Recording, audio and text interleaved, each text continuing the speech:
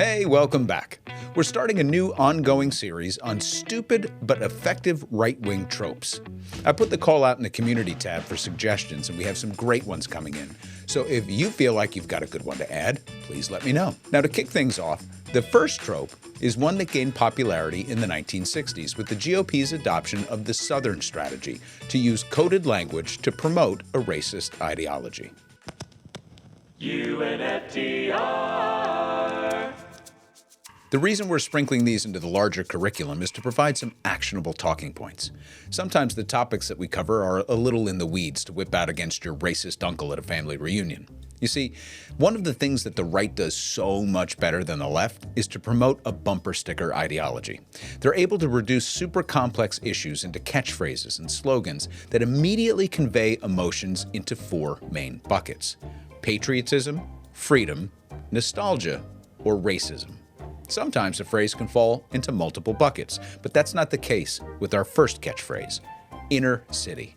This particular phrase is specifically racist, and it was designed to evoke images of black and brown people living in poor, overcrowded cities. Here's the GOP's head carnival barker using these two words a few times, which is impressive considering he has a 72-word vocabulary. No one has paid a higher price for the far left's destructive agenda than Americans living in our nation's inner cities. They have paid a dear price. You see what's happening? You see our inner cities. We spend billions and billions and billions for years and years and years, and it's stolen money, and it's wasted money, and it's a shame. What makes this trope so effective is that it conjures up specific images in the minds of rural and suburban voters who have little relationship with or use for American cities. How many times have you heard Chicago, Los Angeles, Baltimore, and New York thrown out as examples of modern-day Gomorrahs filled with homeless people, random violence, and Reagan's infamous welfare queens? Are there areas in American cities that are dangerous, filled with homeless people, occupied by welfare recipients? Sure. Are these conditions exclusive to our cities? Of course not. So let's unpack where this language came from and add some facts and numbers to the equation so you're armed with a cogent response. We'll start off with a deeper analysis for some context, and then we'll send you on your way with a pithy response that will hopefully take the wind out of the inner city argument the next time you're faced with it. Let's start with education. UNFTR pod listeners have heard their fair share of coded language examples in our explanation of Milton Friedman's diatribes on urban school districts and how the government failed the black community. To oversimplify things, here's what Friedman, for example, got right and what he got wrong. Education is a vital foundation for economic development of both individuals and communities, an essential building block to success. So when schools lack the proper resources and funding to deliver a comprehensive educational environment, the products, i.e. the children, fail to reach their potential and are destined to perform poorly in society and the workforce. In this way, Uncle Poo Poo Pants is correct that this structural basis, designed and implemented by the government, was and is flawed. But his answer was to have school choice rather than to fix the funding mechanisms. In this country, we allow for local municipalities to collect and distribute tax revenues to school districts instead of taking a more equitable approach. So a poor economic area with a lower tax base will have less money for schools.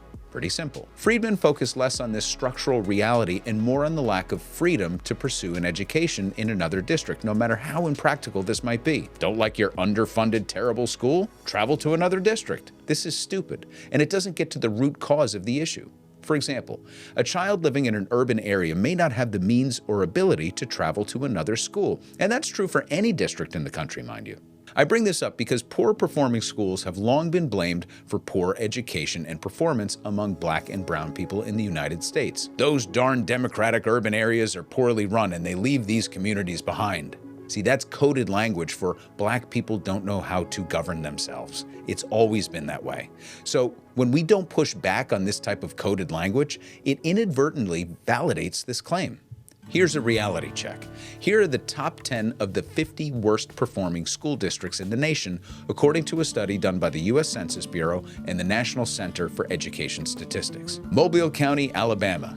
Bethel, Alaska. Apache County, Arizona. Mississippi County, Arkansas. Fresno, California. Bent County, Colorado, Hartford, Connecticut, Sussex County, Delaware, Hamilton County, Florida, and Stewart County, Georgia. In terms of outcomes, these are the worst. Not New York, Chicago, Los Angeles, none of the inner-city, urban boogeyman black city schools. This is poor America. From Connecticut to Alaska, education is a poverty issue, not a race or urban issue. And education isn't the only inner-city symbol that makes it into conservative talking points. Hand in hand with education is always violence. Our violent inner cities run by Democrats. It's one of the most popular talking points during election cycles for Republicans. You've heard all the arguments, black-on-black crime being the most popular. Urban despair leads black youth to violence. They have to pull themselves up by the bootstraps. All part of the inner city trope. So again, let's look at the numbers. Here are the top 10 states for murders per capita and where they land in terms of voting. Number 1, Louisiana, red state. Number 2, Missouri, red state. Number 3, Nevada, blue state. Number 4, Maryland, blue state. Number 5, Arkansas, red state. Number 6, Alaska, red state. 7, Alabama, red. Mississippi, red. Tennessee, red. And South Carolina, red.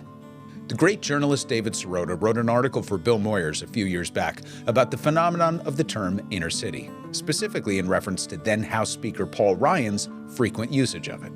Since Lee Atwater let the cat out of the bag that part of the Southern strategy was to cease using words like the N-word and opt instead for coded language like inner city, it's been a little easier to make these accusations.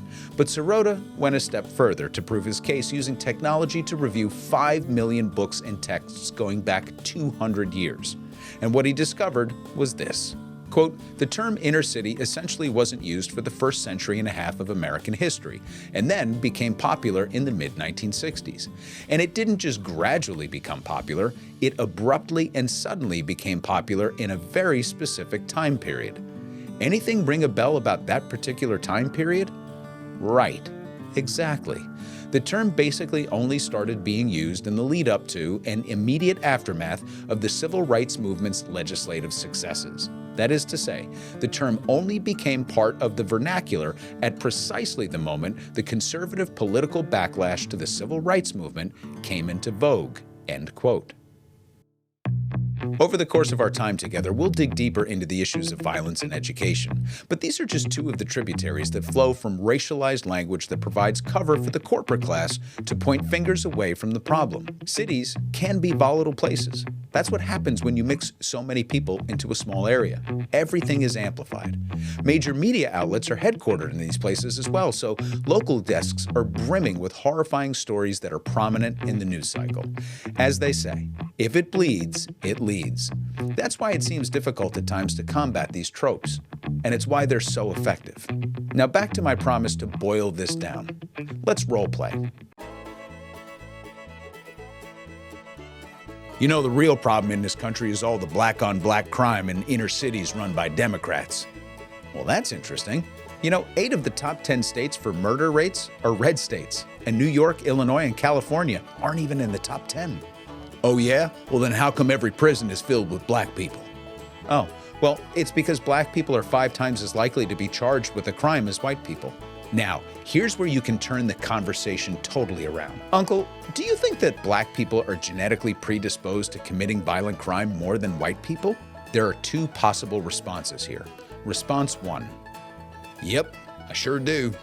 Oh, well then I can't help you. But thanks for the lovely meal, Aunt Mildred. I'll see myself out. Or response number 2. Well, no, but that's what that Tucker fella says on the TV. Well, it is true that black people are 5 times as likely to be arrested for a crime than white people, and they're 2 times as likely to be reported, which lines up exactly with the fact that they're 2 times as likely to live in poverty than white people.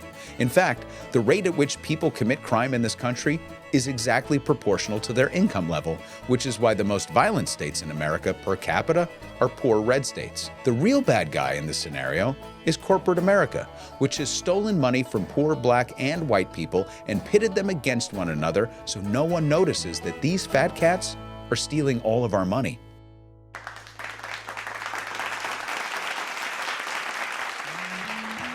And that's how you do it. Now, will it work? Probably not. But most of the time, being right is a lot better than being on the right. Hey, if you like what we're doing over here, make sure to head over to UNFTR.com to find out how to become a member or support us by buying our delicious organic coffee made in partnership with native coffee traders. You can help fund the show while supporting indigenous entrepreneurs. Until next time, here endeth the video.